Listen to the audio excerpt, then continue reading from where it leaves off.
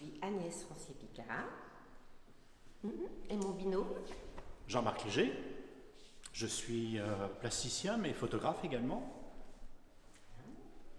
Donc je suis plasticienne et photographe aussi. Voilà. Donc notre sujet commun est la dryade. La dryade, explique Jean-Marc. Les dryades sont des nymphes. Des nymphes, alors les nymphes ne sont pas immortelles, mais elles vivent très très longtemps. Et dans mon tableau, moi, j'ai représenté ces nymphes, ces dryades, très très timides.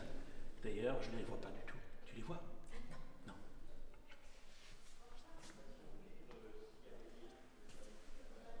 Donc, ces dryades ont la particularité de vivre dans les bois, les forêts, et sont les gardiennes, notamment des chênes, mais aussi des frênes.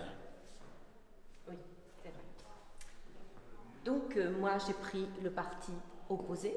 La dryade protectrice de la forêt est représentée par la femme tronc, la femme arbre, puisqu'elles vivent soit dans les arbres, comme l'a dit Jean-Marc, soit dans les forêts. Et la représentation typique est celle d'une femme belle, très féminine et assez douce en fait, finalement, la dryade.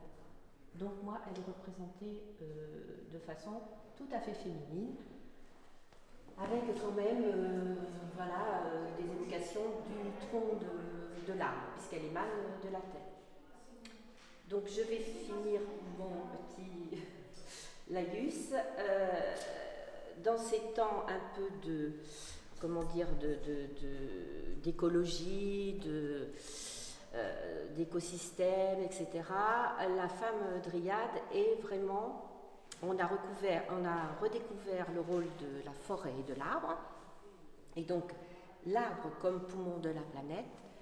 Et donc la dryade, qui est la figure féminine emblématique, puise dans le sol tout ce qui est déchets, représenté ici par des papiers déchiquetés, des papiers de publicité, donc ouverts par la fermeture éclair, qui est un petit peu ma marque de fabrique, et donc elle le transforme en chlorophylle, en air pur. Donc la dryade et la figure féminine qui va sauver l'humanité. Quoi de plus beau? Quoi de plus beau qu'une figure, une figure féminine qui va... Alors, il est vrai que les dryades dans la mythologie secourent les gens qui sont un peu perdus, notamment les enfants qui se perdent dans les bois. Et donc elles sont là comme des secours pour redonner donc le droit chemin. Et donc tout à fait cela. Alors moi j'ai un avantage, c'est que les dryades, je les connais très très bien, figurez-vous, parce que j'ai vécu toute mon enfance jusqu'à mes années lycée à l'orée d'un bois. Et j'ai passé vraiment toute mon enfance à jouer dans les bois.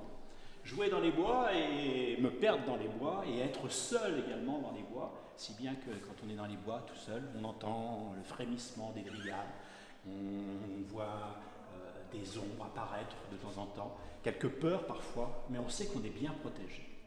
Et je suis issue d'une famille de forestiers et j'ai vécu toute mon enfance en forêt. Donc la dryade aussi, ça me parle aussi. C'est le côté mystérieux de la forêt, en fait. Voilà. Et voilà, oui, c'est pas toujours donc moi, une fois, j'ai essayé d'attraper une dryade. Et voilà. Dans les bois, et je me suis retrouvé avec une vieille branche.